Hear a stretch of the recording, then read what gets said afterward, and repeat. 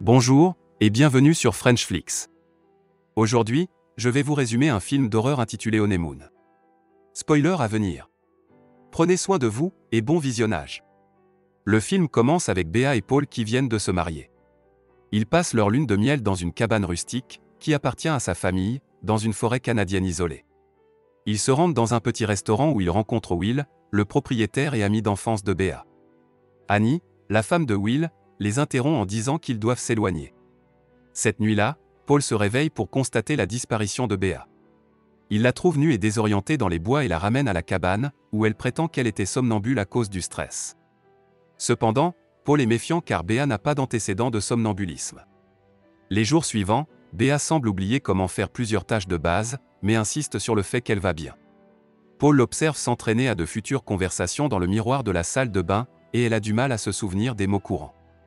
Une nuit, Paul est dérangé par une lumière vive qui brille à travers la fenêtre de leur chambre, mais il ne parvient pas à en trouver la source. Il retourne à l'endroit où il a trouvé Bea la nuit de sa disparition et découvre une robe qu'elle a prétendu avoir emballée. La robe est couverte d'une mystérieuse substance visqueuse. Malgré son déni répété, Paul conclut que Will est responsable et va le confronter. Paul voit Annie à l'extérieur du restaurant.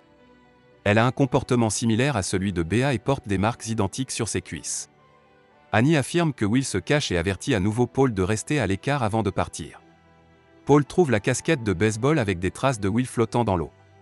Il entre chez eux et trouve plusieurs pages de notes décrivant des détails de base sur Annie, y compris ses noms et ceux de Will, ainsi que des images de la caméra de sécurité montrant Annie suivant les lumières vives dans les bois. Paul découvre que Bea a pris des notes similaires, et l'accuse d'être quelqu'un d'autre. Elle s'enferme dans la salle de bain, et lorsque Paul fait l'irruption, il la trouve en train de se poignarder à plusieurs reprises avec un nettoyant pour cuvette de toilette. Paul l'attache au lit et l'interroge sur les détails de leur relation, dont elle se souvient mal ou a oublié la plupart.